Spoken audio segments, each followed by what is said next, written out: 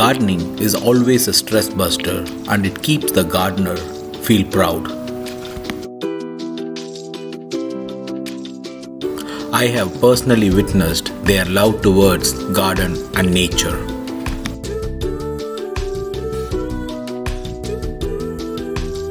Their passion towards garden made him to think something different that he wants to do in the gardening.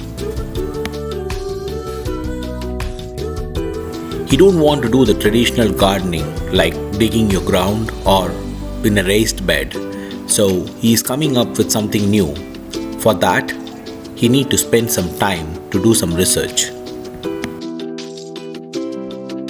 They are a busy couple. She is in a medical profession and he is an IT consultant. They moved from Minnesota to Frisco, Texas in 2018 to achieve their passion. No matter where they lived, irrespective to the weather or space, they were always doing gardening.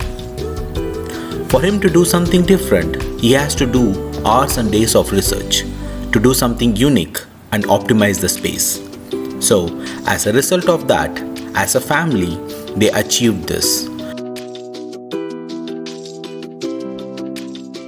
After several trial and error, they were able to get this container and vertical garden stood up today with a great success and pride. In this video, we are going to meet this beautiful family and their pets. It is definitely the NexGen garden with lot of containers and a vertical approach. They have 100 plus containers. Believe me, he spent almost a year in researching how to achieve this, and 6 months of hard work. That's what you will see in this video. It's a single stem training and growing method. It's not easy. With a great pleasure, I would like to introduce Auntie, Sanju, Sneha and the two kids in this interview. In this video, we're going to cover these topics. Since this is an hour-long video, I intend to do this in two parts. In the first part, we are going to see how they started the garden, what are they growing currently, and how are they managing it, what are the kind of tips and the ideas we can learn from Sanju and Sneha, and also we are going to have some fun elements towards the end. Until few feet I stepped in from this point, I was thinking this backyard is going to be pretty standard and common backyard that I have seen in the past.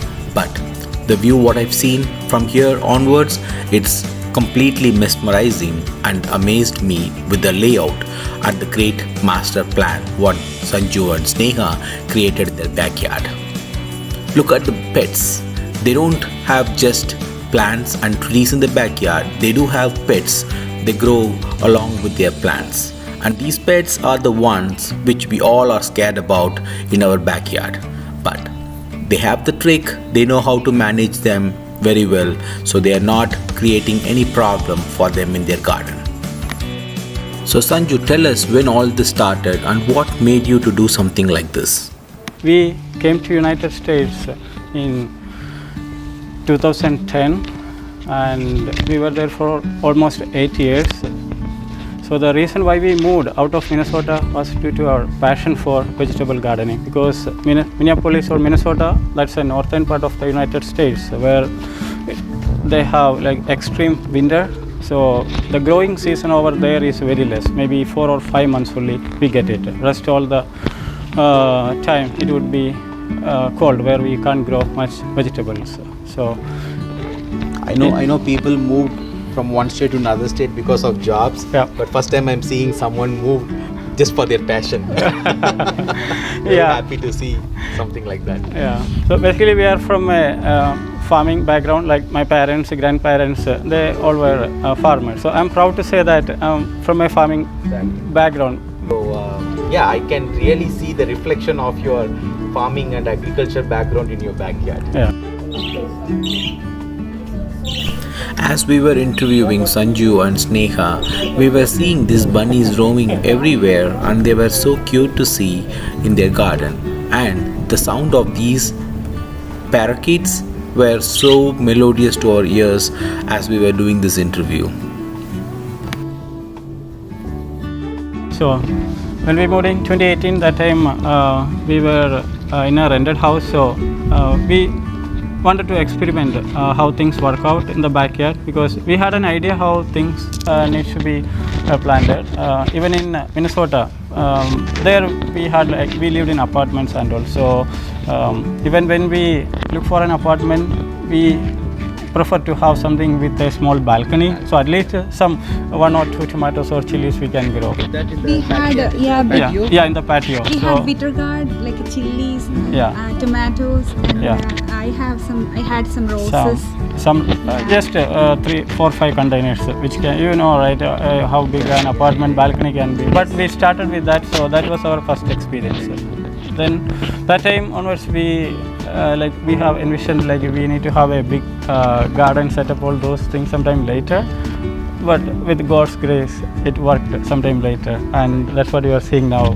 So whatever you see here, we actually tested with. Like in IT field, we say, right, Dave test production. Yeah. So this is a production you see, but Dave and test. You had a UAT environment, and then you moved into production. Yeah, exactly. In this interview, it's really important for us to understand what he meant by the experiment that he did. Because to raise such a magnitude of setup and the plants growing in a very structured manner, it's not easy. Being a gardener, you all know, all these vines, it's uncontrollable, and to put it in a straight line like this, you need to train them and you need to prune them in such a way so that it grows well.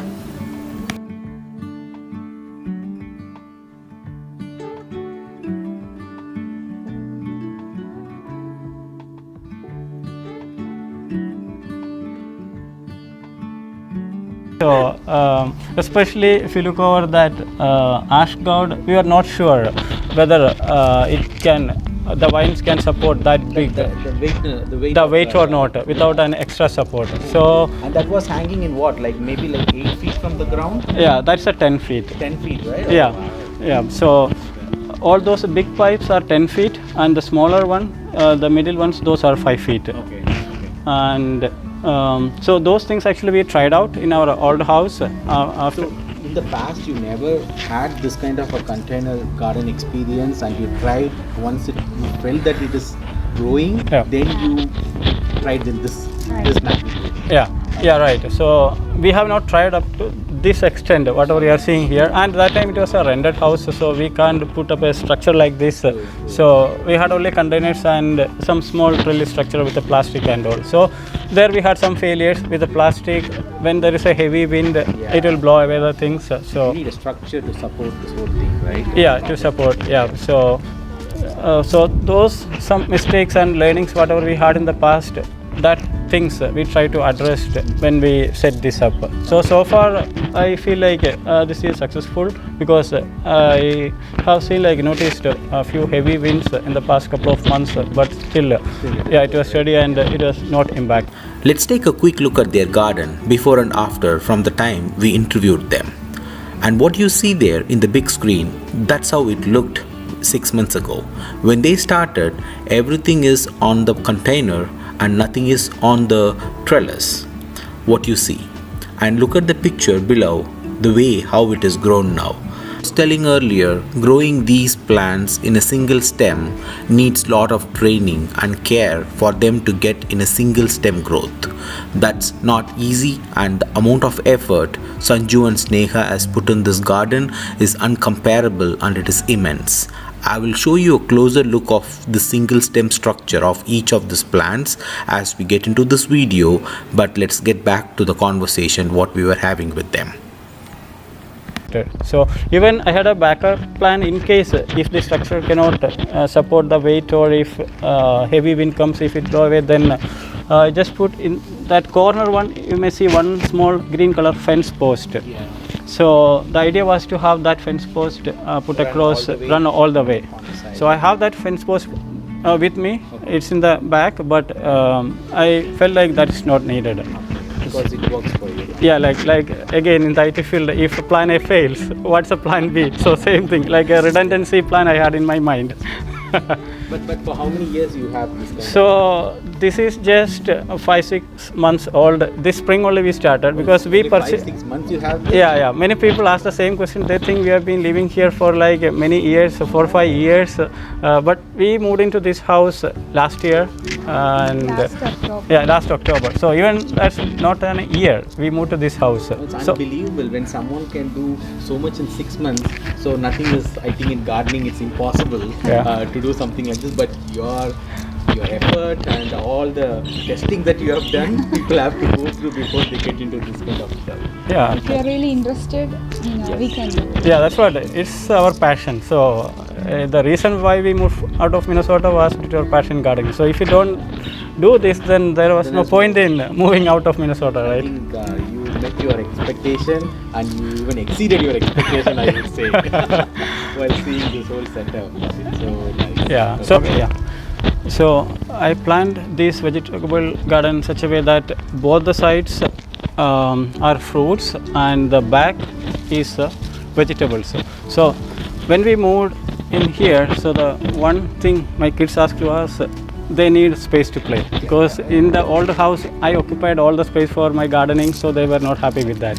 So I have to accommodate their requirement, more space for them to play, and for me growing fruits, trees and vegetables. So I think this was the way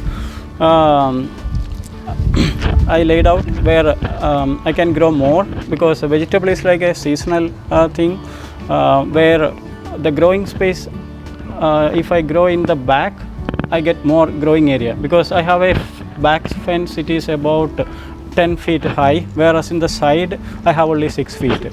So that was the one main reason why I went with this layout. Both the sides it's a tree, and even in the side, in the back it's a grapes, both the sides, and the front it is the fruit trees. And I'll explain one by one what are those trees are. So this is a fig tree. You can see some fruits laying over, and this is just in a 10-gallon, and these fig tree is supposed to grow very big. People may wonder whether a fig can be grow in a container or not. Yeah, it is possible, and this is an example. But the thing is, when we grow in container, one problem is that when it grow like up to some stage, then it may get root bound and the root cannot grow. That time we have to change the container like every year.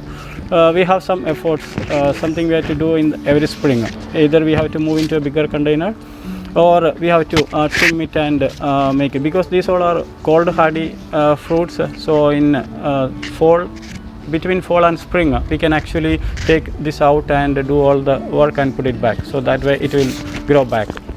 So, if during winter you just move them, or you just leave it as it is? Um, You mulch them and leave it. Yeah, I'll mulch it and I leave as it is. So you prune that time? Normally I don't prune during fall. The best time to prune would be during the spring, before the spring. Because even though it is fall and throughout the winter, still the root structure grows. So it's good to have, we don't disturb the plant during that time. Because once we trim it, then that triggers the plant to shoot out new roots, new shoots, and normally we get flowers during that time. So that is what we needed during spring, the flowers. So that is the best. Spring is the best time to prune any plant. Then this is a lemon, or it's called the Persian lime, actually the green color Persian lime. This we ordered online. This is a Texas native variety. So this we got it from Hargill, Texas. That is a place where near Mexico and Texas. So that is called the US Citrus. That's a famous company. I think they supply the citrus throughout US. And she was the one actually gave that reference about that website. So she normally dig through the things. Did some masters in agriculture or something in the US, and he started a farm. He's a scientist, so maybe you should see that uscitrus.com. For people who are in Texas, Yeah. they always search for outer states to ship the lime or. Yeah, this is the best thing. So yeah, it's in Hargill, Texas. It's uscitrus.com. I think that's the website. Yeah, People can order online from that site. Right, even they have more orange, like, Yeah. you know, Yeah, a citrus, lot of citrus lots plant. of different varieties of lemons, lime, everything. Yeah, they have a big farm. Yeah, and they have almost 500. I'm not sure. Almost 500 acres they have, I think. Yeah. Then the next is mulberry. This we ordered from, I think, online, and it came as a small one, a dwarf variety. This is a dwarf variety, so this is the first year of growing season. So next year I need to put it into a big container. And so all these fruits, trees, whatever you are seeing, this is just 5 months old only. In the spring only I planted. So first year I am not expecting any fruits because the root needs to be established. But luckily I got some figs, and even raspberry I got it. And the grape, this one is established, so I'm expecting some grapes. So here you have mulberry, fig, grapes, some raspberries. Yeah, raspberry, and That is cherry. The other one is passion fruit. this is passion fruit. Okay. Yeah, this we got this as a gift from my uncle who is in Atlanta. So this we are trying out this year, and next I think this is not so cold hardy. So maybe in the winter I need to move inside. So, and these are cherry. Cherry is still we are trying, but when I read more about cherry, cherry is not good for Texas. It need more chilling hours. So this is good for northern climates like Minnesota, Wisconsin, those sides. So this is a trial, because the best thing for Texas is 3 P's. 3 P means pear, plum and peach. These 3 grow very well in Texas. Even apple, that's not good for Texas because it all need cold chilling hours. So Produce more. Yeah. They need a proper chilling up, exactly. That's why they are not good for Texas. Small mango coming from Yeah. Yeah, that also from Atlanta. So these all are just another experiment. So how it work out.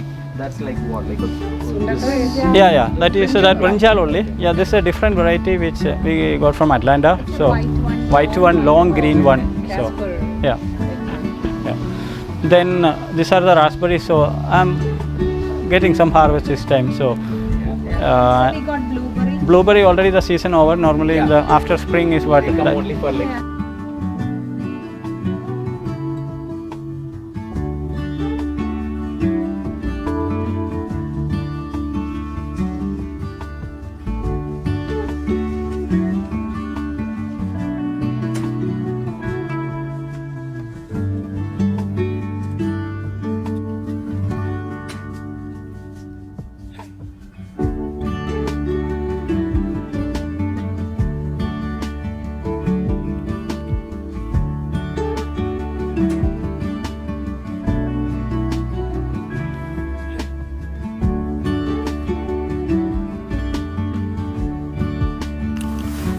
Sanju and Sneha proved that you don't need too much of space or too much of soil and fertilizer to grow your plants and fruit trees.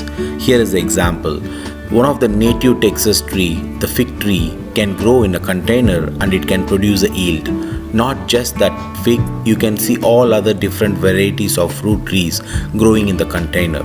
And look at the spacing. Look at the size of the 10-gallon container that he carries throughout his garden. 90% of the containers are 10-gallon containers. That's why all the fruits and vegetables are growing. The bigger ones are growing in a 20-gallon and a 30-gallon containers, but majority of the plants, what we have seen, they are growing in a 10-gallon container.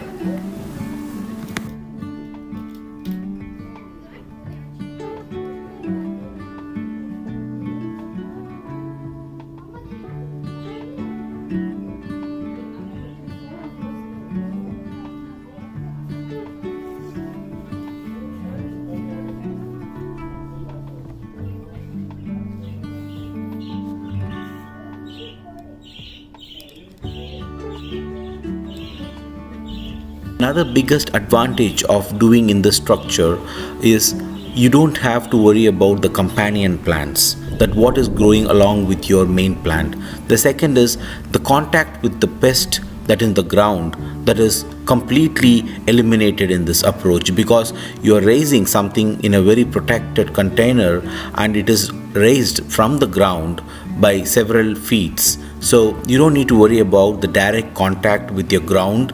With the one of the major problem which we are all facing today is grubs. there is no way that there is a contact for these plants and these fruit trees getting a contact with the grubs. So these are some of the biggest pros. Another common question the viewers might have is how safe to grow something in a plastic container.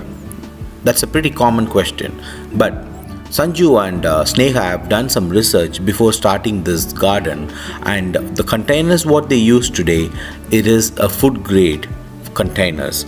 And recently the US Department of Agriculture have reviewed their regulatory requirements for growing vegetables or keeping food in a container. They recently changed their standards, and these containers what you see, these are all have been approved for food grades, and you can grow vegetables in these kind of containers. So it is safe and it is been verified.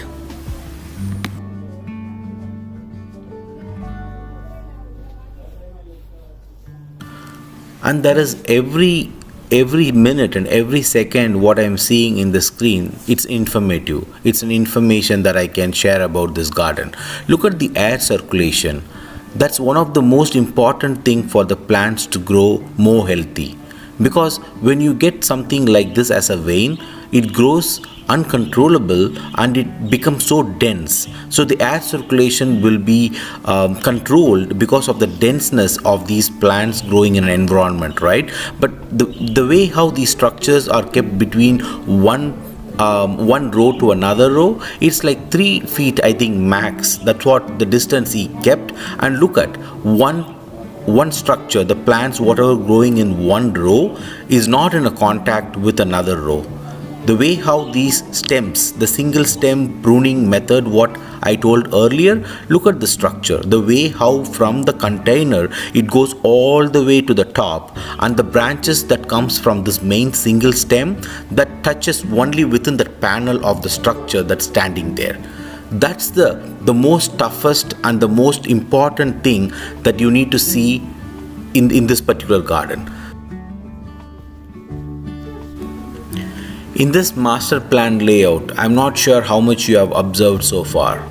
In a row, if there are like 5 containers, the last 3 containers towards the fence are mostly the plants that growing for the trellis. That means the ones which needs a vein setup that to climb and to get into the trellis.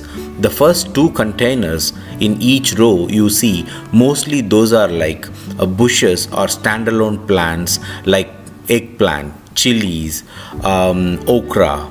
These are the kind of plant that doesn't need a trellis support. That's the kind of structure, the plant that he kept throughout the layout that he maintained for all the vegetable plants. So that's one of the brilliant idea to see how he has kept and maintained the type of plants in the container. So it's give them an easy access for him to walk between the plants, to check the health of the plant, and to water the plants, and to even to harvest and pick the vegetables. So that's a master plan that he has created when he designed this layout. Another advantage in this layout is, since all these plants are growing in a container, they have both tropical and annual plants. The tropicals, we all know that they cannot survive in the winter of Texas, what we get here. So we have to move by default inside. But for the annuals, it's a choice that if you want to do an overwinter, you can cover it, you can mulch it, and you can keep it in a safe place, and you can try for the overwintering option. So they have the flexibility, since they grow everything in the container, to pick and choose what they want to overwinter and what are the ones they want to move inside, rather than like the traditional garden where it's all in the ground.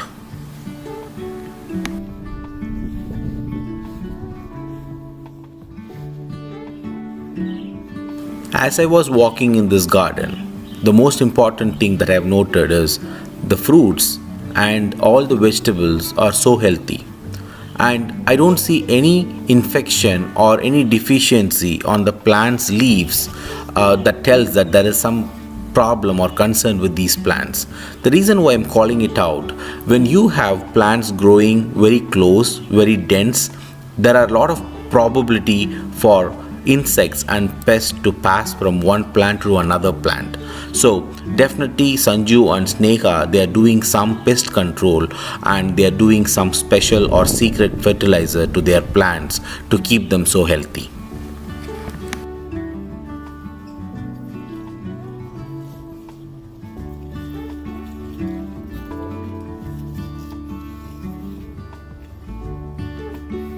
You may wonder how they water these containers because there is no drip irrigation that's attached to these containers, right? You're right. They don't have a drip irrigation setup today, and that is something work in progress. And I would definitely give that as an excuse for all the hard work Sneha and Sanju have done so far. They couldn't focus on that, so they are manually watering the hundreds of containers today. But as I said, it's something work in progress. Pretty soon they are going to set up the irrigation, and I believe that will save a couple of hours every day for them from manual watering. But manual watering, I do need to acknowledge, even though it takes a little bit of effort and extra time from you, nothing best than a manual watering, because the moment you get closer to each plant and water them, you know how healthy they are and what produces they are giving on a daily basis and what kind of problems the plants are facing in a daily basis, right? So that's good, but for the time and effort that you do it manually, it's definitely worth to automate and do something like a drip irrigation, and they are working on that. And another point for you to note here, whenever we have a trellis, that will not only block the air circulation, it will also block the sunlight for the plants underneath that. But the way how they have structured, they do get sunlight evenly for all the plants.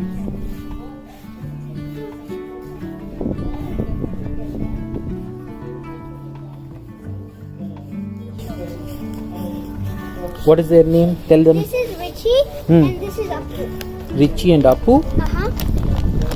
Which one you like most? I like him because he's chubby and nice. Chubby. But he has a nice red eye, right? Look at him. I like him also because he allows me to pet him more. Wow. This guy, see when I come to him, They are so friendly to you guys. Yeah. This one's more friendly. Oh. Do you have them since they are babies? Oh yeah, we got them when they were like 2 months old. 2 months old. Oh wow. Once it reaches top, then I let it grow down and then I'll let it expand both the sideways. So you organize them very well. You just keep on top of it to grow it, right? Yeah, right. So that's why every day we need to spend some time to look around how things are growing, and we have to contain everything into that space. Because if we let it grow towards both the sides, then sunlight will be blocked, and then we don't get. That's the best example I wanted to show. That one, that bitter gourd and that bottle, that ash gourd, right? That side there is no opening over there.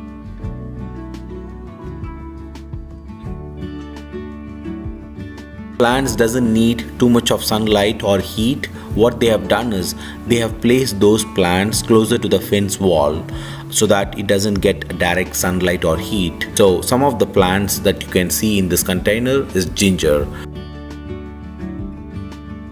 Container gardening and growing plants in a single stem, it's a skill, it's an art that not everyone can do. You need some practice and experience to get it done like this. So the amount of experience and the knowledge Sanju and Sneha has been evidently seen in this garden with the produce and the way how they have maintained their plants.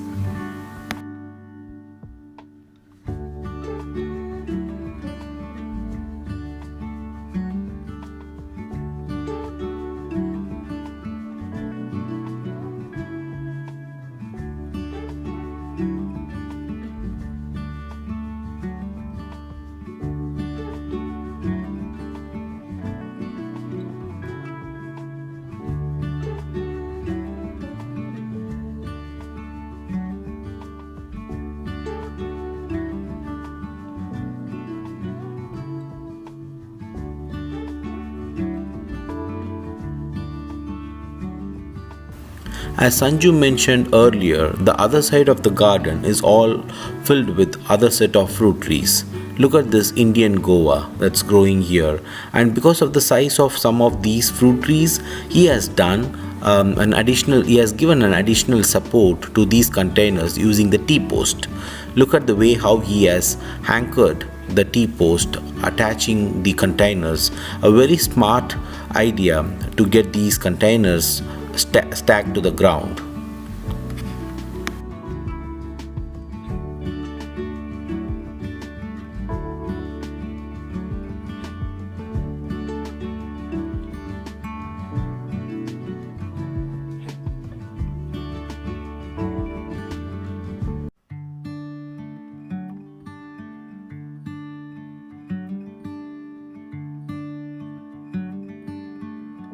And they do have herbs garden on the other side where I can see some basil, ajwain, betel leaf all growing here so healthy.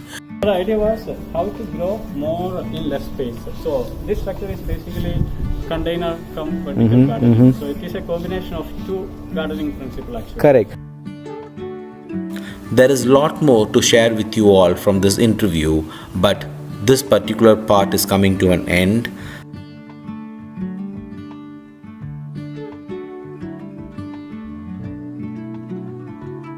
In part 2, we are going to share a lot more information with you all.